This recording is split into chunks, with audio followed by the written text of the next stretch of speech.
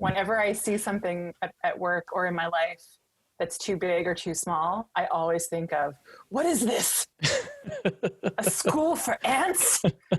And I think of you every time. And I resist texting you the line, but now I'm not going to based on this conversation.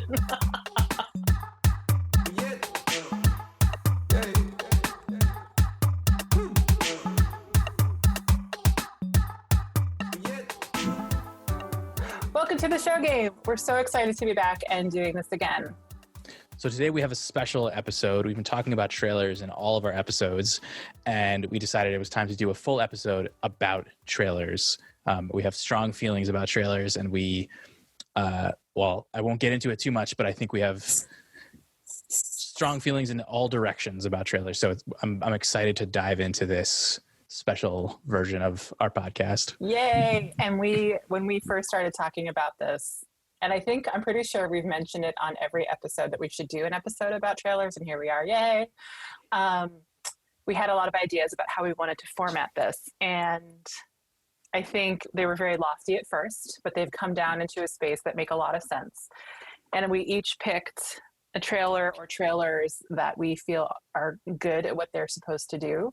And I'm excited to talk about what that is supposed to look like based on the different trailers. And then also we each picked a trailer or two that really are not good at what they do. And so I'm really excited to jump into this with you, Alon. Where do you want to start?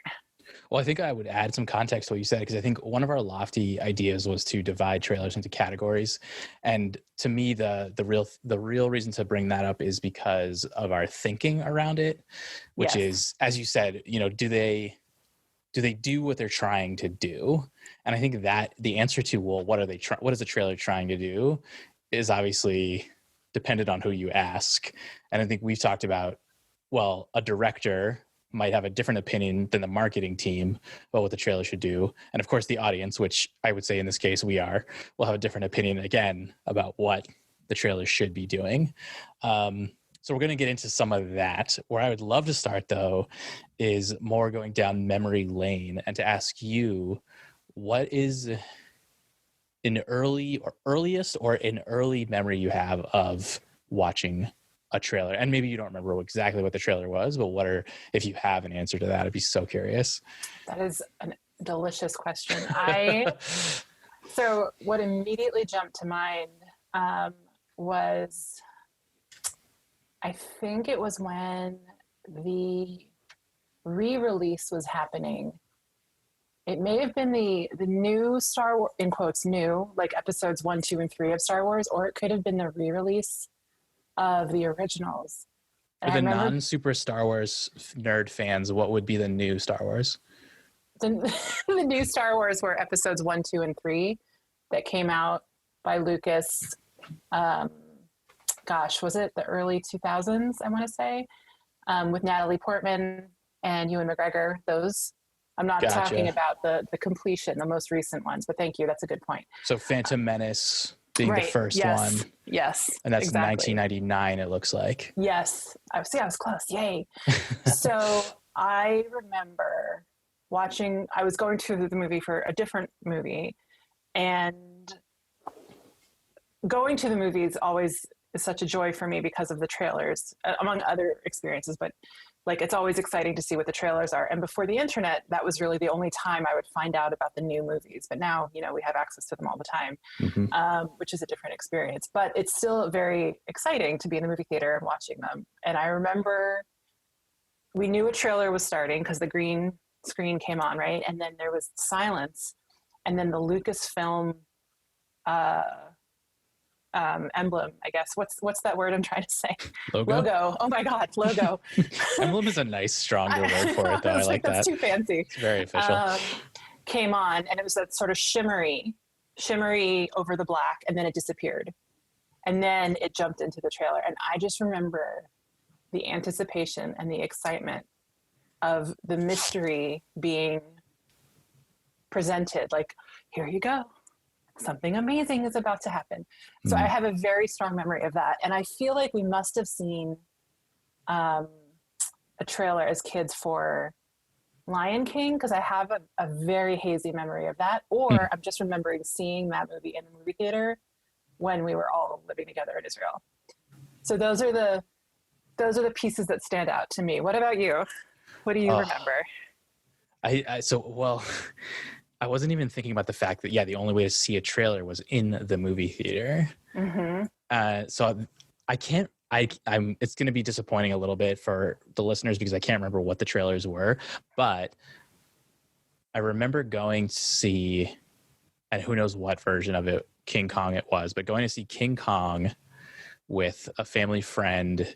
I think only like me and another sibling were invited or something, and it was, yeah, just that similar feeling of these are all these movies that are going to come out. Like, you're here to see, King Kong today, but look at all these exciting things that you just get to see 2 minutes of, and there's a whole world inside of, or it's alluding to an entire world, an entire journey that you get to go on. And that was in Israel. I mean, seeing King Kong. Um, but other times that I think of are, yeah, closer to the 90s, and trailers were very different in the 90s than they are now, Yes. which I didn't think about until recently when we were talking about it, to like compare a trailer today to the 90s trailers. I think they still gave away just as much of the story, but there was the pace was very different. There wasn't as much need to like cram, the entire movie into 2 minutes as there Mm-hmm. was. Um, I think the other thing I would mention is probably one of the first times I saw a trailer would be watching the movie E.T. and whatever was on the VHS, before the feature film as it's Oh, sometimes called. wow. Whatever was, I'm honestly, I'm gonna have to go back and look at what it was, but whatever was on there before E.T., I'm sure was like my first movie trailer. Gosh, I do remember that. I remember us watching videos, VHS, and we knew all the trailers on the things that we watched over and over again. And then Right. we had friends or family send us new stuff from the States because we were living in Israel. And one of the most exciting parts for me were the new trailers on the movies. And people say, right? People say, "Oh, well, the trailers is the best part." Like, it's a kind of this ongoing joke in Right. our culture that like going to the movie, the trailer is the best part. And I haven't thought too much about. I hadn't until recently thought like, well, why is that? Why do people like the trailers almost better than the movie itself? There's something about anticipation, Yeah. I think, of a really great, like, I love how you said adventure, right? And story. And like, there's just this, it's just this idea of, you could have this really great adventure if you wanted to, and look at what it could involve. And there's something about that I think we just love. I remember the first time in a movie theater that there were commercials before the trailers. Do Ugh. you remember that?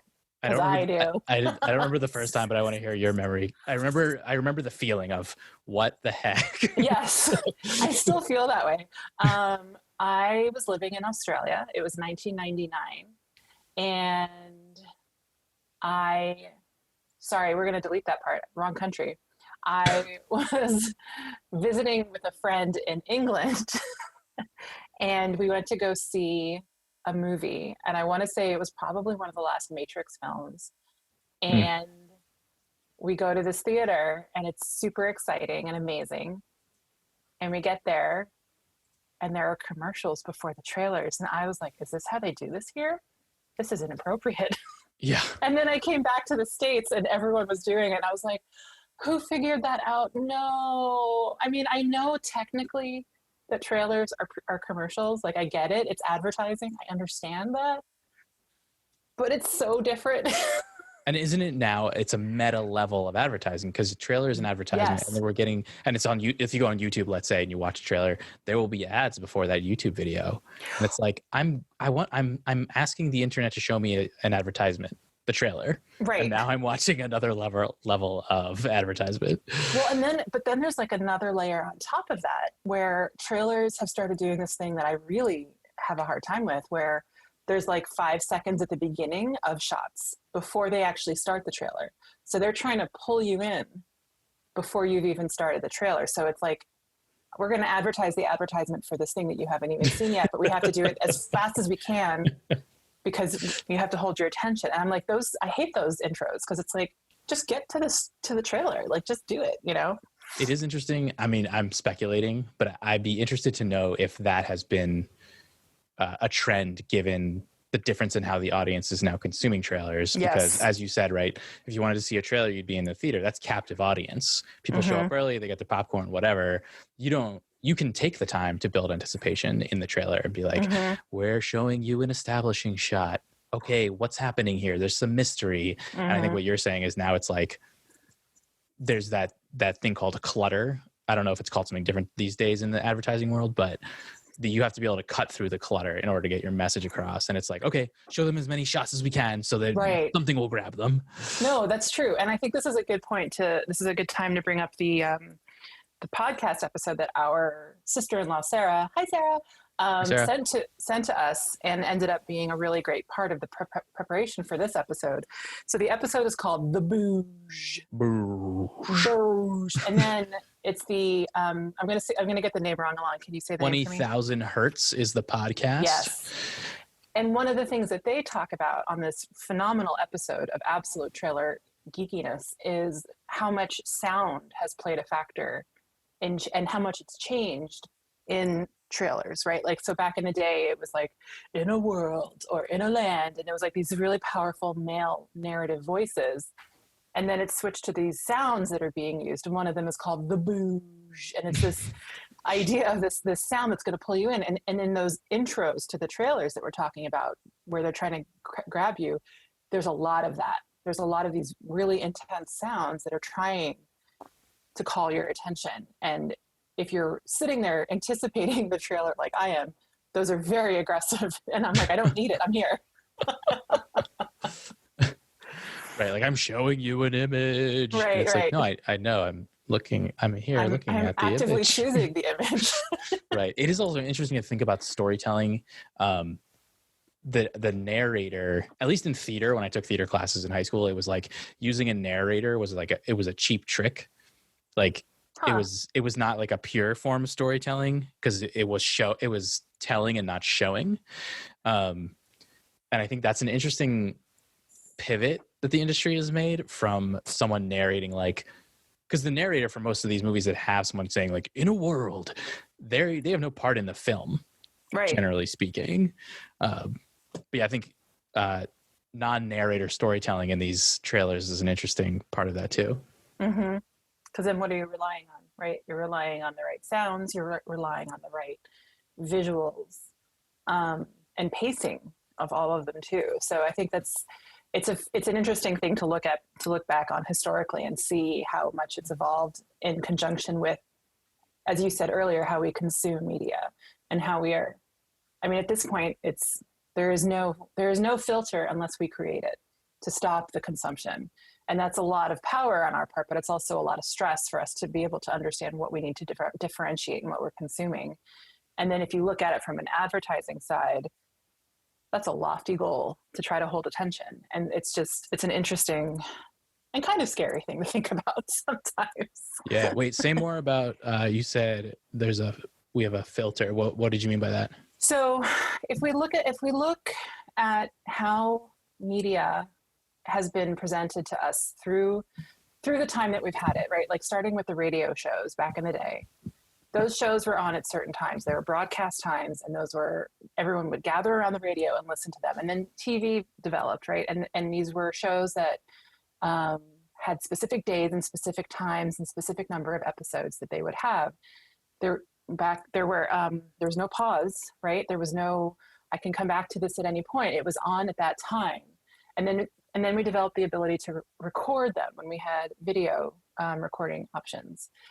And then the concept of reruns came on, right? Like they were making new content, but then they had these reruns. But still, these shows were on at certain times. And unless you taped it, you wouldn't be able to revisit it as well as you had that first time. We now live in a cultural society where we have access to media whenever we want it. Mm-hmm. And we have to actively turn off our screens to support normal and I'm using that term loosely, let me rephrase that, healthy function of our bodies. I'm thinking around sleep, right? Like our bodies are used to the rhythms of darkness means sleeping, light time means being awake. And we have reached a point where we can override that with our media consumption, and it can impact our bodies and the way that we live in our bodies and in the world. And we can watch whatever we want, whenever we want it, however many times we want. My children, I joke with them sometimes, right? We're watching a show together. If one of them has to go to the bathroom, we can pause the show and then they can come back. We couldn't do that as kids. It'd be a race to the bathroom, to the commercial break. Right. And you would know when I was a teen, I remember calculating, okay, there's usually about 6 commercials and they're not allowed to be longer than 29 seconds. So I know that I have whatever that math is to get to the bathroom and back. And if there's 4 other siblings, right? Like who's had the most to drink? Who's faster? Who can get there faster? Yeah, exactly. Like for the listeners who don't know our family structure very well, there were 8 of us. And there was, for a period of time, there was 1 bathroom. Yes. So we got crafty. Yeah. 2 tangents that I want to go on for a second. One is just if people don't know, so you mentioned radio and it reminded me of the transatlantic voice. Have you heard of this? No. So that's the voice, and I could be getting this wrong. I'm not looking it up right now, but basically the voice that was invented in order to make sure people knew that they were listening to the radio, because, you know, people would play their radio like out the window, you could hear it in the streets, and they didn't want people getting afraid. If you're listening to what, War of the Worlds, wasn't that a show? Yes, that was it. Yeah. So I think that was the one where there was a fiasco and people were like, my God, the world is ending, or there's like aliens. And they're like, okay, we need a voice that tells people, you're listening to a radio show right now. I'm talking in this voice, which is my performing voice. Right. And so it was basically an effective voice that was created. I think it bled over into TV as well, if you watch anything from the 50s. But again, I have to fact check on that. So just look it up. I think there's fascinating. Yeah. I said 2 tangents and I forgot my other one, as always happens to me. Well, when it comes back, we are ready. So yeah, so the nature of media, right, and thinking about how we are being presented it has a huge role of impact on us. And also even us choosing to do a podcast about movies and now trailers is us selectively picking out media that we have enjoyed or was thought-provoking to analyze and to think about. So it's very interesting for me to think about it when I step back from it and look at how much it's changed. But I do love reminding my kids that they can just, how lucky they are that they can pause a show. Right. It's a fine line between becoming back in my day, we didn't have exactly. I haven't gotten there yet. Then you become out of touch and yeah. Okay, wait. This is a question that's been on my mind and it's loosely related to trailers, but I have to ask it because it's coming up. And maybe it's a for a future episode, but because of the availability of all this media, you and I had a conversation where I had just watched a movie that I won't name it right now, but a movie that I thought was just pretty bad on Netflix. And you were like, I can't believe you watched that. So my question is not about that movie, but my question is, how do you decide what to watch? You've got 2 hours, you're busy, but we like watching movies, obviously. How do you vet your movies? Do you have a process? I think this might be my favorite question of my life. Can I tell you my yes, I want to hear your process, and then I'll do my best to answer. So I think back in the day, the process was more like, because it wasn't just, we're talking pre-Netflix, we're talking like the emergence of internet. So back in the day, it was like, what are all my friends going to see, right? And then there'd be some amount of like back and forth, like let's see the new, I'm going to say Jim Carrey movie because I'm going to talk about him later, or should we see this other movie? And then probably whoever spoke the loudest, decided. So there's a lot of like group decision-making, but nowadays, as you said, I can watch whatever I want on my phone. I have whatever streaming services. And if I don't have rules, I do end up watching some crappy movies and regretting it because I'm like, 2 hours of my life. And the last thing I'll say about that before I go to you is I think also one of the issues is like, now that I've seen hundreds of movies, my standards are different, right?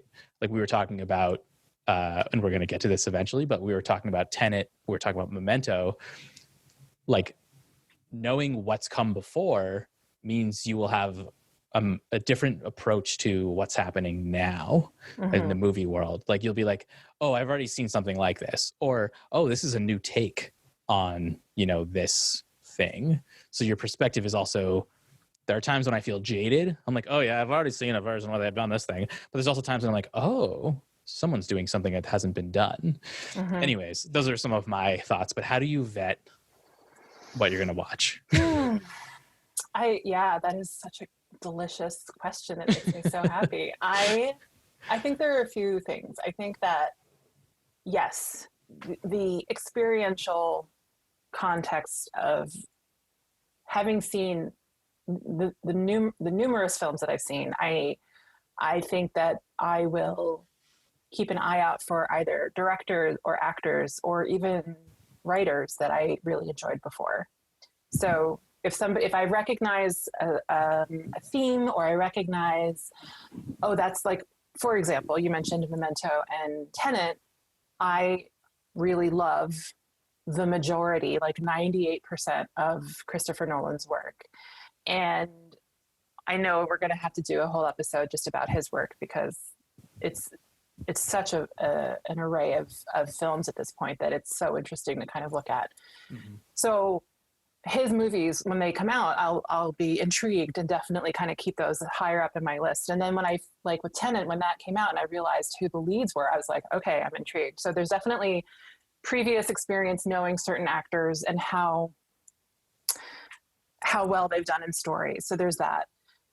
Back in the day, I relied heavily on trailers, heavily. And one of the ones that I love that I'm going to talk about when we get into our trailer picks, I have such a visceral memory of when I saw it and the pieces of it that made it important to me. And I'll get into that later. So trailers, like if it was a well-done trailer, it would be something that would hold a lot of weight for me, because this was pre-internet, before I was really, looking things up. If the story is compelling, but the asterisk to that is, if it's a story that I know because I'm obsessed with the book, I'm actually more critical of the film and may not see it at all. So one of my most favorite books of my life is a book called Corelli's Mandolin. And it's an incredible saga of the Italian occupation of a Greek island during World War II. And it is a book about every facet of love that can exist in the world in this one book. And it is, I just can't get this book. I'm just obsessed with it. And I've been obsessed with it for decades. And they made a flipping movie out of it with Nicolas Cage as the lead Italian lead soldier. And I was like, well, I will be not seeing that, because I love the book so much. So it's like, is there weight of the story that I know before, right? That this is so important to me that I can't have anything else ruin it? Or is it just a question of, oh my gosh, this looks like a good story? So those are kind of the big ones. Like if there's a context or an appeal in the trailer, if there are actors or stories or other people involved with the movie that I have had good experiences with before. But also, if I start something and within 45 minutes to an hour, it's not grabbing me, I won't continue. Yeah, I think that some of the things you mentioned, I've started to come to naturally, and then started to be like, oh, this is how I'm deciding. I mean, I'll also come clean. Like one of my things is like, just to ask you, especially since my recent mistake of watching that film that. Well, the other thing about that film, and we can keep it nameless, I'm totally fine with that. It did not need a sequel, right? Like the first one did not need a sequel. And I was like, the fact that this wasn't on any radar of mine, and I'm pretty nerdy about movies. Like I track IMDb daily. Like I'm reading these things all the time, and I hadn't heard of it. I was like, what? What did you do? Right. Yeah, exactly. I think I'll just say the reason I'm not naming the film is because I don't want this to become a podcast where we're just like knocking people's work. Because I do for sure respect people doing the difficult work of being creatives. Yes. But what I was going to say was that, yes, I had said I've arrived at similar places to you that, like, for example, I'll find myself looking up, well, what else has Aaron Sorkin written? Mm-hmm. Because he has not failed me yet as far as Mm-hmm. story. That even Mm-hmm. if like the production doesn't seem like the most expensive, the story is just, so yeah, so far he just hasn't, like, every story that I've seen that he's written has been on point. Not to say that his work is like always good, but I think that's like one example is like, yeah, who's writing it? Because if they nail it in the writing and the story, then other things will tend to be better. That's Mm-hmm. generalizing. Let's not let too much time go by though without getting into our trailers. Let's do it. Nice. Should we start with? So we're starting with like this sort of loose word of a good trailer, and we'll get into like, well, what do we think good means? Yeah. But do you want to go first? Sure. So you and I were very explicit in not having a lot of these, and I somehow ended up with 3. So I'm gonna. A lot is a relative term. Come on. I know, right? I'll start with my nostalgic one first. That is the one I mentioned before. Love it. Okay, so Ever After came out in 1998, and the trailer for it definitely has a bit of a cheesy start where there's an elderly woman saying, "What is that line? Oh yes, Once Upon a Time." But then it jumps into this absolutely haunting music that is the beginning of a song by the singer Lorena McKennitt, and the song is called The Mummer's Dance. I was hooked. The song is gorgeous. It shows this beautiful medieval-esque, maybe a little bit later than that time of this story, and it's clearly a fairy tale. Like, they make that very clear from the beginning. I love Drew Barrymore, so I was, that was one of the polls. I love Angelica Houston. That was another poll. But it immediately is like, we are going to transport you now into this story with this music. And I that was my introduction to that musician and singer. And I have now been a long-term fan since 1998, in fact, of this singer because of that trailer. And we've talked about this on here before, but like, music is a huge factor for me in movies, but also trailers and what they decide to incorporate. Just kind of a little tangent off of this. There's a movie coming out in March 2021 called Raya and the Last Dragon, and it's a Disney film. And there's a trailer that's out right now, and there's a song in the trailer that people are just loving.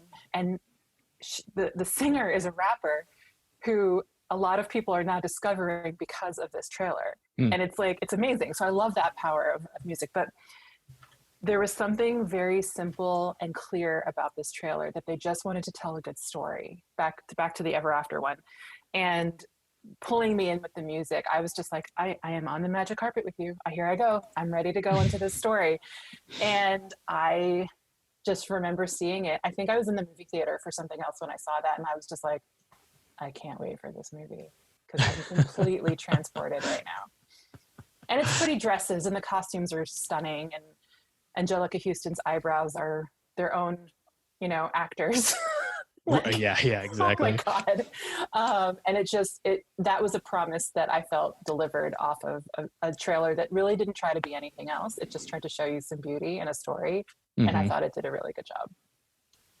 I think one thing that's interesting about I've seen that trailer, that if people watch it now, it's going to seem very dated. Yes, it does. Like, even the font that they used, yes. I don't know if I'm right. I'm not a graphic designer, but Papyrus comes to mind as like the font that they used in that. But yeah, it's very, very dramatic looking, but not. Yeah, the pace definitely strikes me as we're not cramming the entire story. We're giving you some of the story. We have to. Exactly. We are not going to put the whole movie in here. Yeah. Exactly. What about you? What's the fave of yours? So it's interesting. So one of my all-time favorite movies, I hesitate to even say that because I feel like the trolls will come out, but one of my all-time favorite movies is Batman Begins. Oh, yeah. So 2005, Batman Begins, Christian Bale, directed by Christopher Nolan. Michael Caine is in it. It's just, so I'll start with the trailer, but then I'll get into some of my thoughts. The trailer it's an action film, right? But the trailer is fast paced. They do make the mistake of putting too much of the story in. I think one method that they use, though, is like, it's easy to say in hindsight after you've seen the film, oh, they put too much of the story in here. Because if you think about it, well, like, you've already seen the film, so you know that there's already, you know, you're like, okay, but that's all these major plot points. But it's almost like they confuse you enough with the clips in the trailer that it's okay that they've put so much of the film in here. Sorry, one second. I think one thing this trailer did well is, for its time, this is something the film did and the trailer did. It showed that they were doing a different kind of Batman. And I think those who didn't, let's say you're in your 20s now, for example, and you've never seen anything before, like superhero genre movies before this Batman, then you'll just be like, oh, this kind of looks similar to what's out there. Maybe not even as like high budget, but having grown up seeing George Clooney, Val Kilmer, and, you know, the Joker played like Jack Nicholson's, right? Yeah, Jack Nicholson's Joker. Yep. Tim Burton directing one of those, I think only one of those films. All of those films. Silly. They were silly, and what they were trying to do was turn a cartoon into a movie. They were trying to turn a comic book into a movie. And this Batman succeeded in properly adapting an intense story into a dramatic action movie. Versus the other option of, how can we make this cartoon be played by live actors in live action? So I think one thing the trailer did right is illustrate basically, this is a different kind of superhero movie. You know, it's dark. Not as dark as some of the things lately, but that's a story for another day. But it's dark. You know, it's very real. No, you're right. It was a turn. It was we are claiming this in a new direction, and we are not trying to copy anything that was done before. You're absolutely right. So I think that's something they did well. To criticize it also, I actually, again, they didn't even need to show as much of the story that they did show. It was a little bit it was overkill, I would say, in the trailers for this film.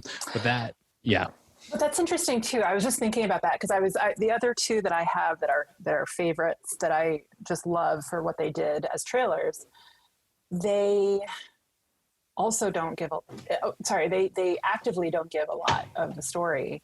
But they're both films that either came from directors who were deeply well established or were part of a pre-existing story that already had a lot of weight to it.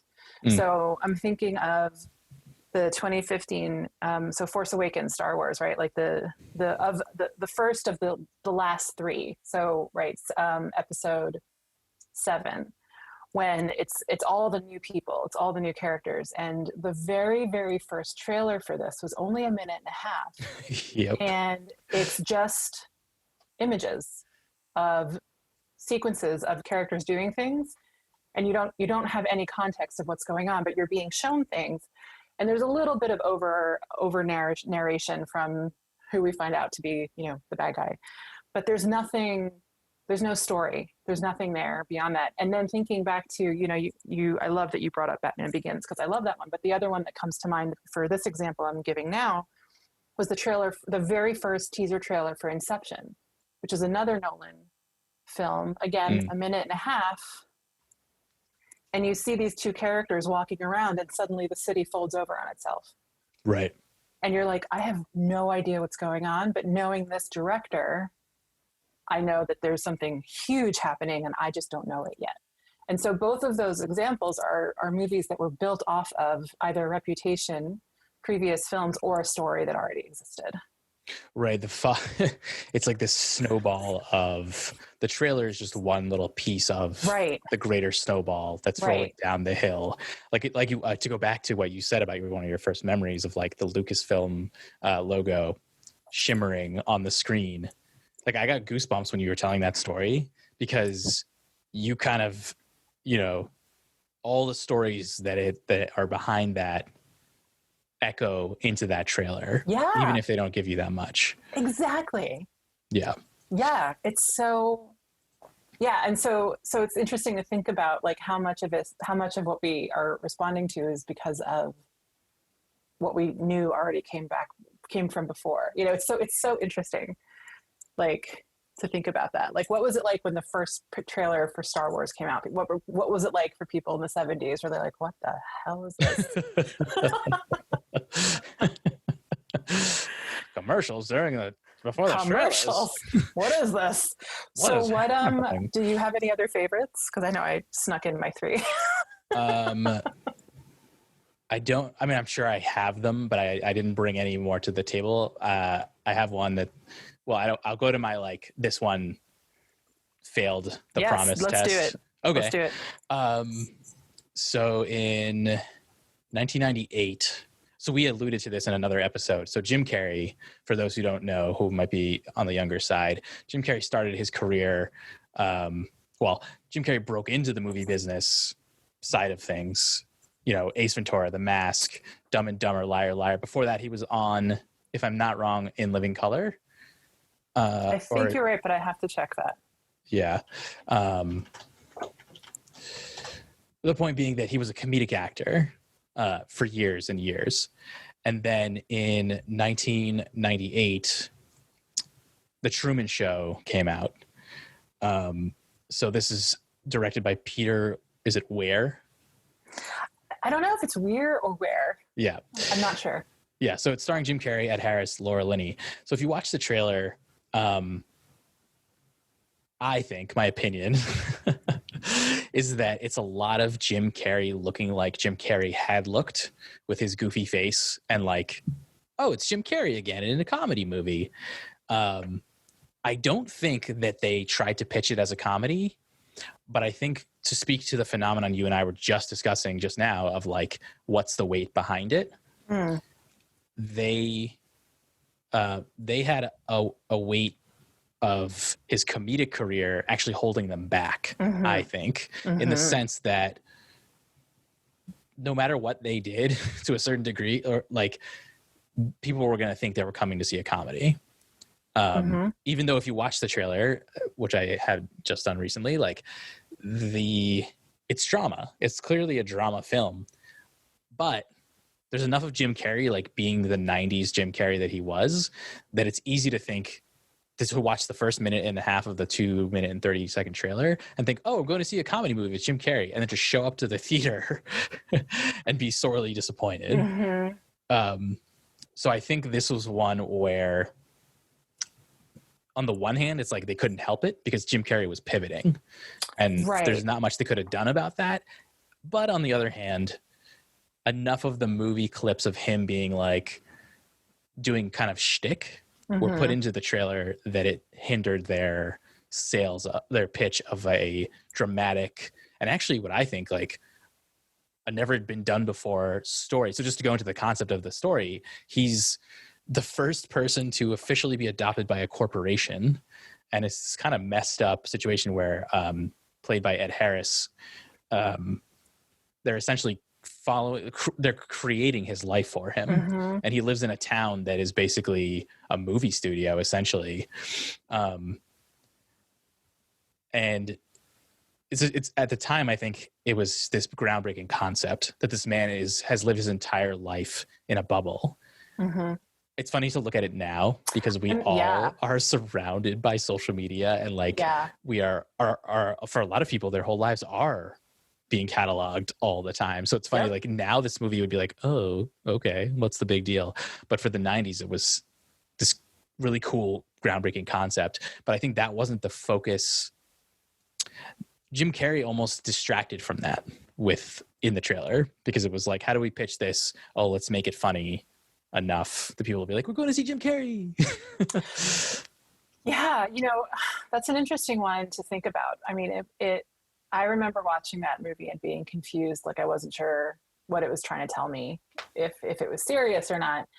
And if your description of the movie is very disturbing, right? Like if you think about what it's about, and was it a darker film in a previous writing of it? Like I'm just wondering. And I think that your point to, how if we look at our lives now and how everything's cataloged, you could argue that movie was sort of I don't want to say a blueprint, but certainly everyone, this is still in a time in the world that exists in that movie is pre-social media and pre-cell phone. Mm-hmm. And so everyone who is watching him and his experiences is still primarily doing that through TV.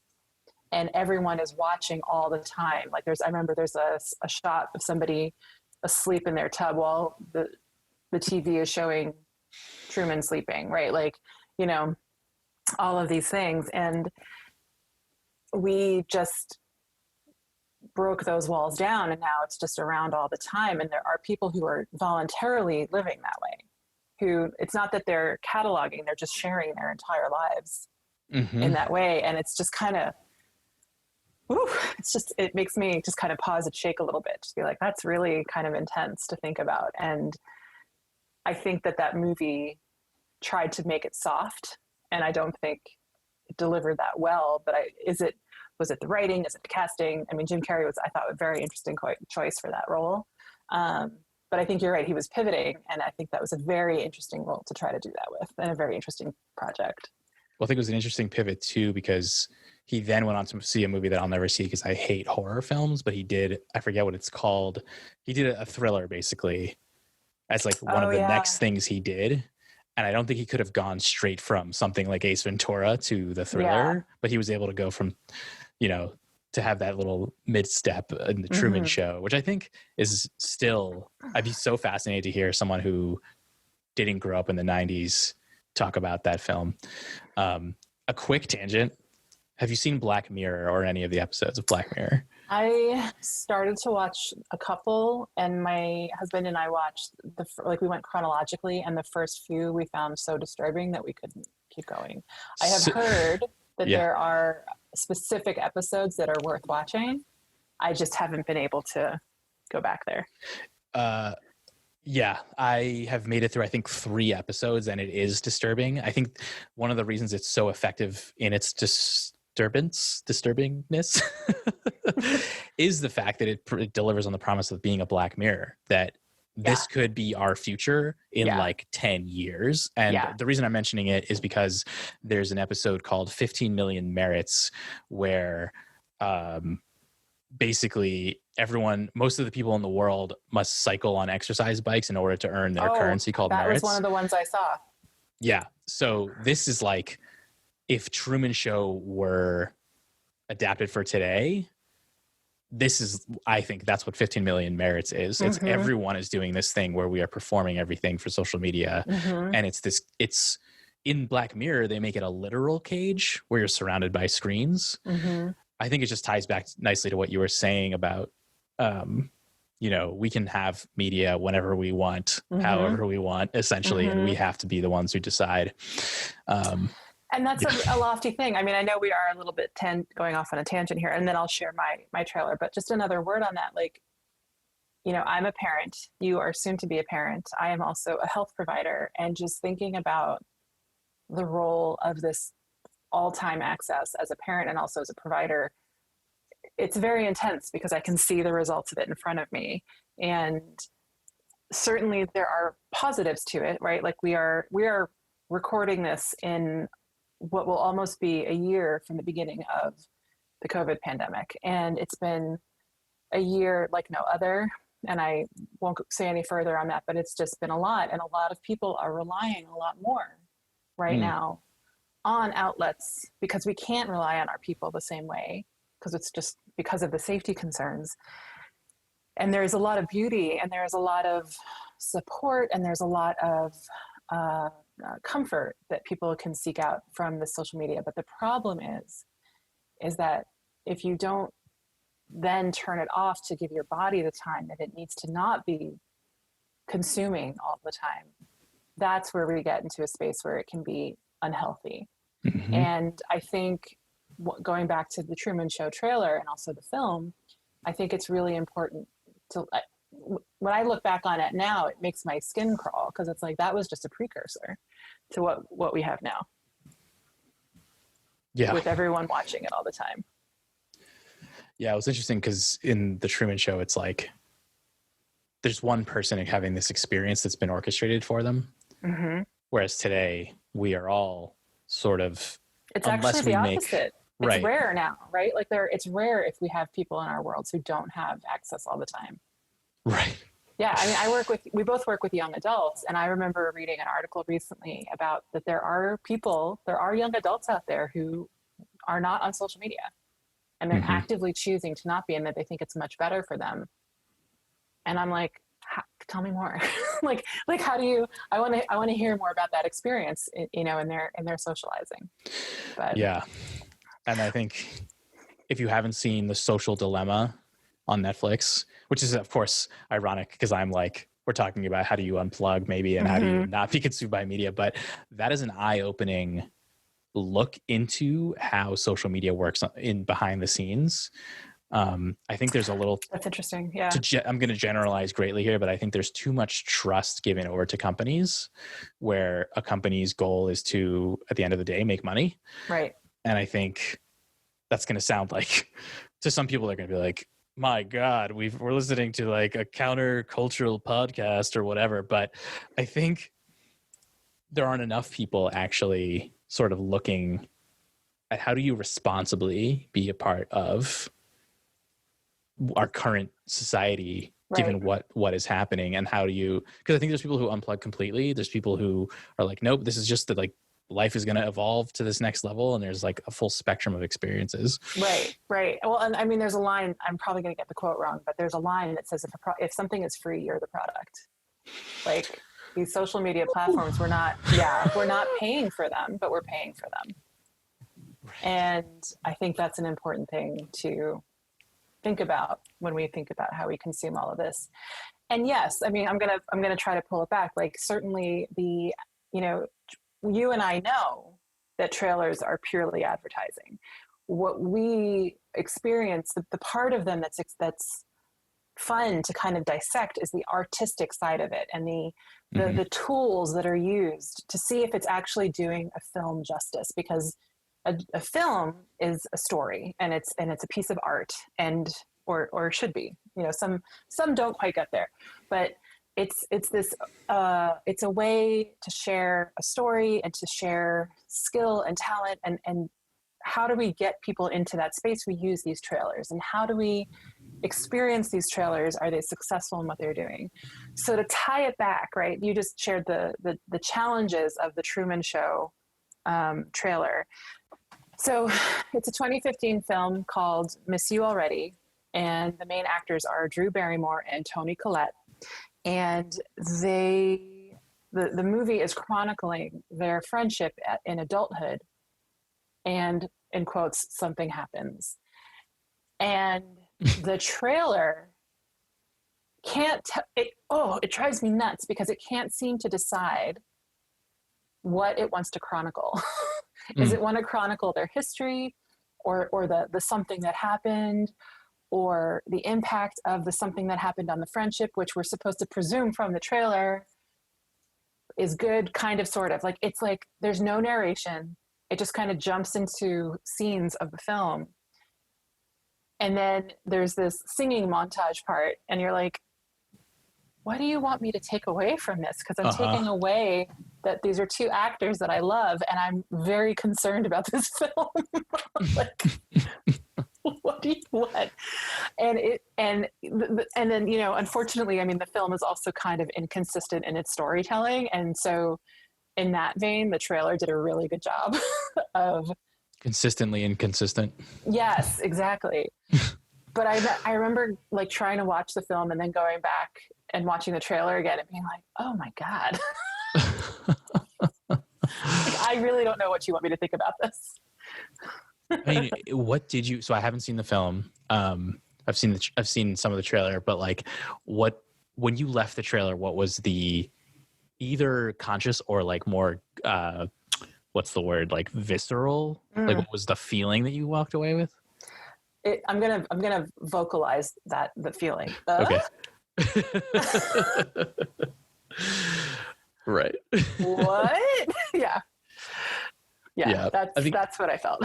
that's something I've heard in like marketing terms. I'm not like in the marketing world necessarily, but like that you can piss people off and you can like upset them, but you shouldn't confuse them. Oh, that is so true.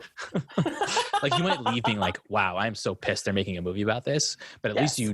you should know what the movie's about versus being Right. like, uh? Yeah. Yeah. It was. Go ahead. Well, no, I was going to ask you a question, so it might be a little bit to the. No, it's okay. My question is, so if you were designing, you know, your perfect trailer, what would be the elements you'd put in, and what would be things you'd leave out? I mean, Wow. maybe not perfect. Perfect is a very American way to phrase things. What would be like if you were to design like a really good trailer that would do what it's supposed to do? I keep thinking of the trailers that pull off provocative, or at least, thought-provoking, with really good sounds, really good music or sounds. Maybe a hint of the story, but like thematically pull you in. So again, I know we've talked about him a number of times already, but I think whoever does Christopher Nolan's previews, like, well done, because those do it. Those I'm thinking about, like, I mean, Tenet, the Tenet trailer, when it first came out, I was like, things are moving backwards and nobody's talking about it. And I don't understand what's happening. But I'm incredibly excited to see the main actor. I have no idea what's going on with him. The sound in all of his movies and all of the trailers is A+. It is intense. It's got the bouge sometimes. It pulls you in just enough to make you understand that there's so much there that you don't know yet, but you're invited to come see it later. That's what it is. That's the meat of what I would have in a trailer. What about you? Yeah, I think that's great. I think just to go on sound, I'll answer the question in a second, but I think to go off of the thing you said about sound, it was so interesting because I was we're going to unpack Tenet as fully as we can in another episode, but just to give a little like snippet, I was reading about his response to the sound mix of the movie and how people were complaining about it. And he said something so interesting where he was like, I don't think that dialogue needs to be focused on so much for exposition, that there's something about making it hard to hear what the characters are saying, so you're focusing on other things instead. I'm getting away from trailer things, obviously, in this thought, but it was just such a fascinating thing, and maybe I'm giving our own trailer for when we do decide to do an episode for around Tenet. So to go back to the question, what would I put in an ideal trailer? You definitely touched on things that 100%. I think you have to put in enough of the story for me as the audience to say, okay, I have that feeling that you described so beautifully, of anticipation. I want to see this. I want to see what happened. I want to know what happens in this story. And I think, of course, to hone in a little bit, I don't know how feasible this is to do in a trailer, but I think we've talked about caring about the fate of the character. Or maybe it's an ensemble cast, but whatever, the fate of the character or characters enough that I want to see the film. I think to touch on like sort of things that are done poorly, for example, the comedy genre, which I love and hate in my life. It's like a internal battle. It's don't give away all the jokes. Like, let me know that this is funny enough to go see, but please don't give away all the jokes, all the punchlines in the trailer. So I think to go back to the positive version of that, it's like, promise me enough, that I'm not, that I'm left wanting more. I should leave the trailer wanting to find out either how many more funny moments are there, or what's the fate of the character, Mhm. you know, things like that. Yeah, I have to go off of that for a minute and say that the other piece of that, like I'm with you on everything that you're saying about the comedy genre. What I've seen happen a few times with trailers and comedies is that they use either, like you said, they give everything away. All the funny jokes are in the trailer, which is such a buzzkill when you watch the film. Mm. But I've seen this a couple times where they're using in the trailer, they use scenes or lines that are not in the movie. And they are so funny and they land and it's perfect. And that pulls me into the movie and then they're not in the movie. Oh. Like Bridesmaids did that. There was this one trailer that had me in stitches and the lines that were in the trailer were not in the movie. And I was like, what? That's so fascinating because I think so often when I've watched deleted scenes, I'll say, oh yeah, I could see why this was deleted. Right. Which is what you're saying is counter to that there's actually a lot of good scenes that get left out. Or at least that was my experience with that film. I'd have to go back and look at other comedies, but that one I just distinctly remember talking it up with friends. And I was in nursing school and I was getting ready for my own wedding. And I was like, oh my God, I'm going to go see this with my friends from school.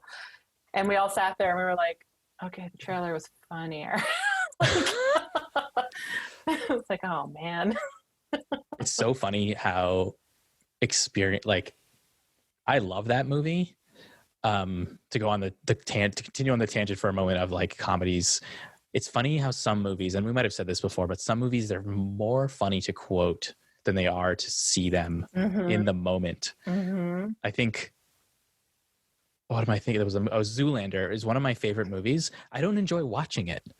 I just like quoting it to people who've seen it after the fact, but I don't think I really laughed during the viewing of Zoolander. And I think it's the same.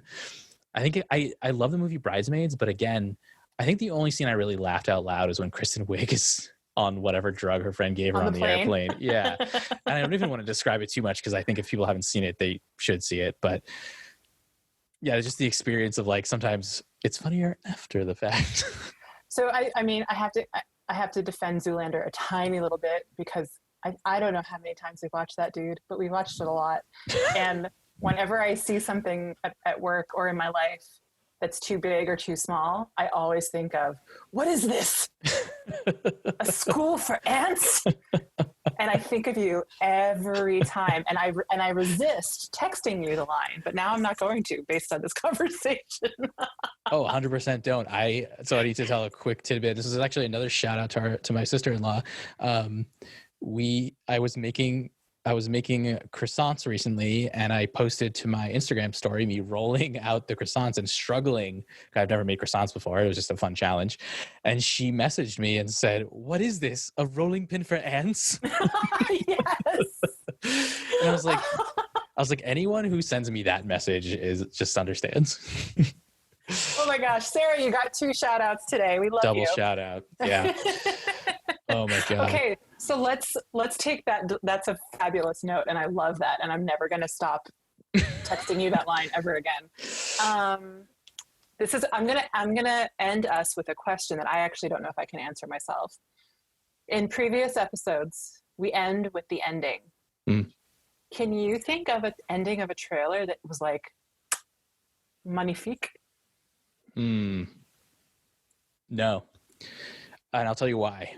Because if the trailer is, to be honest, if the trailer is good, sorry, let me clarify. Contextually, these days, if a trailer is good, I don't watch the whole thing.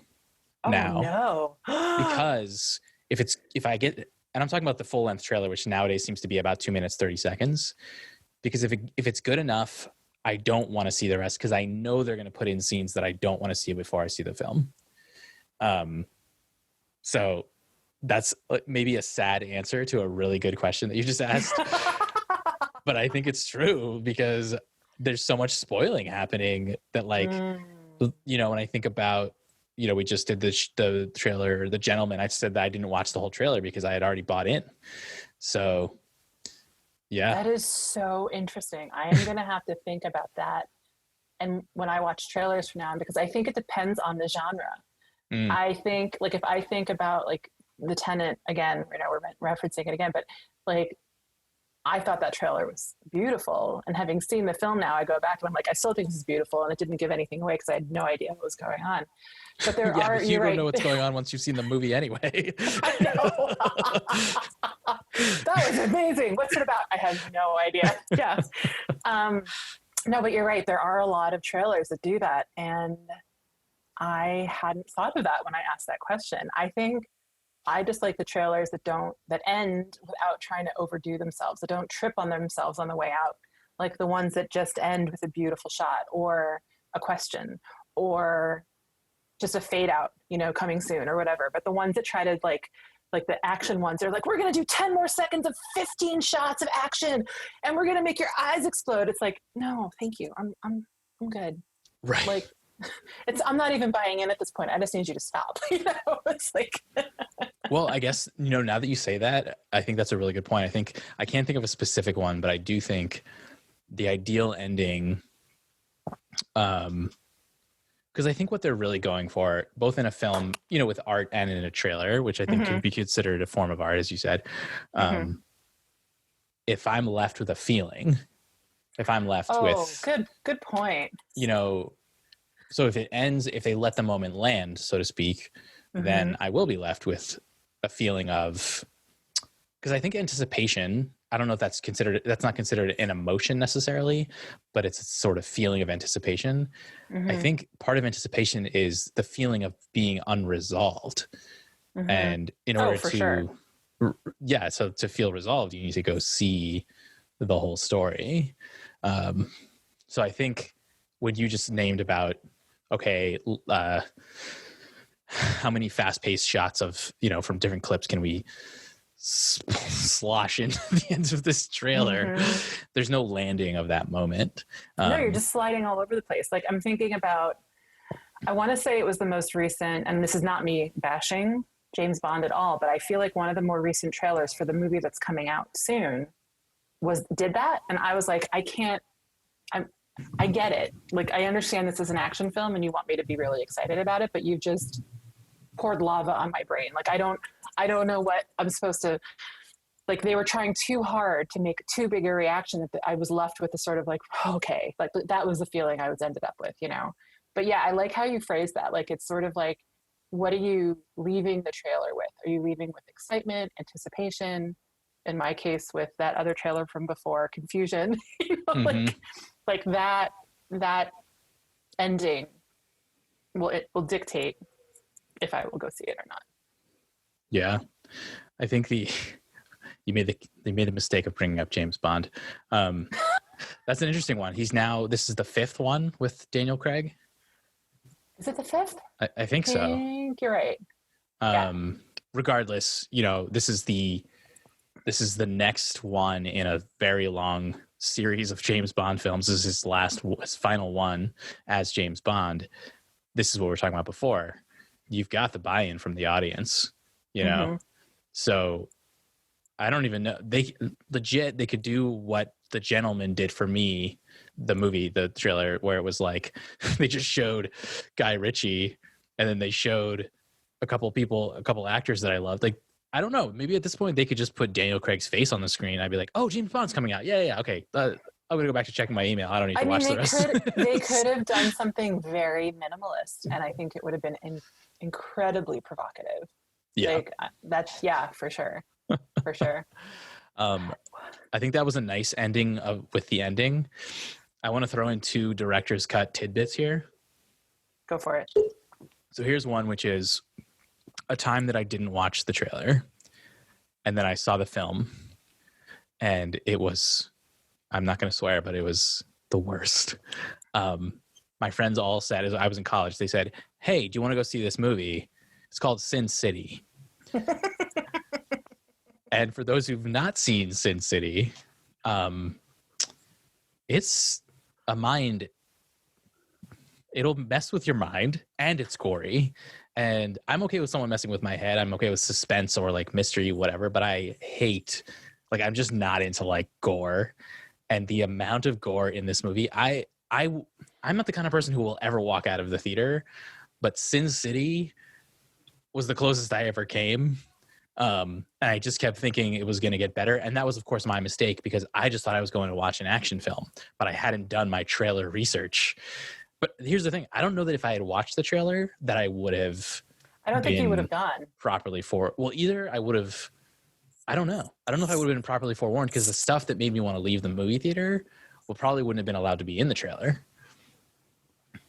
But see, this is interesting. And then we can wrap up after this whole thread, because it's based on comics. It's based on incredibly graphic and violent.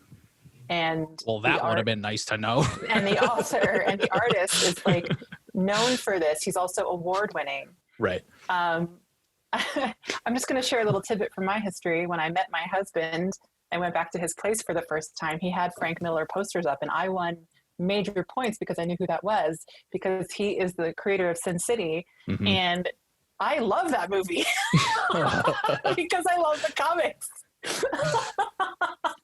But they are a very specific flavor.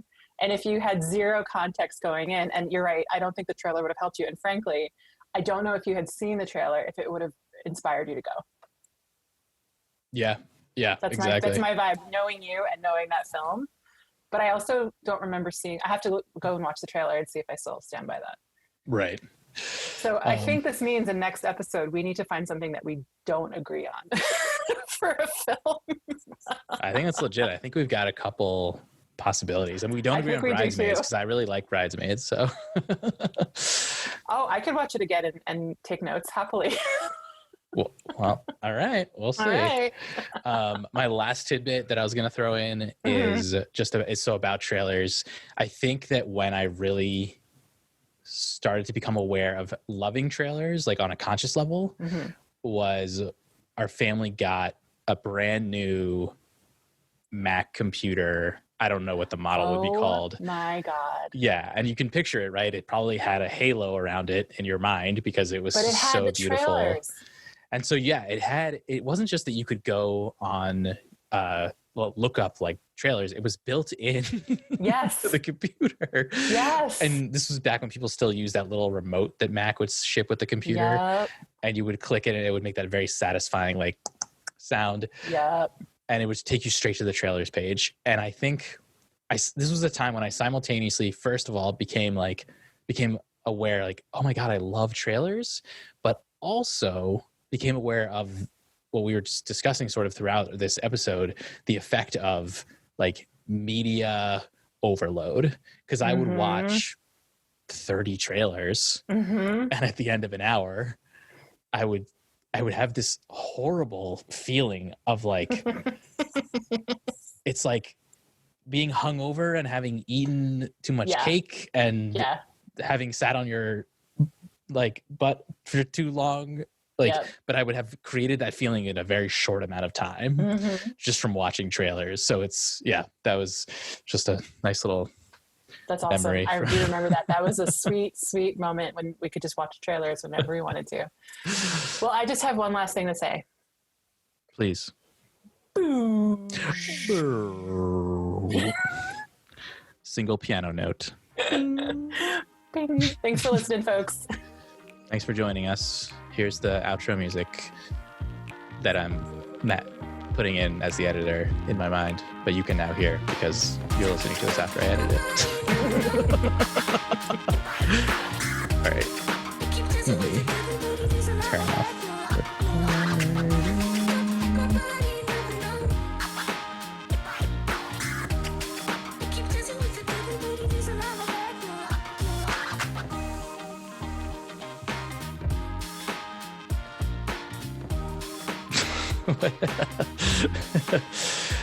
Wait, I lost my flow.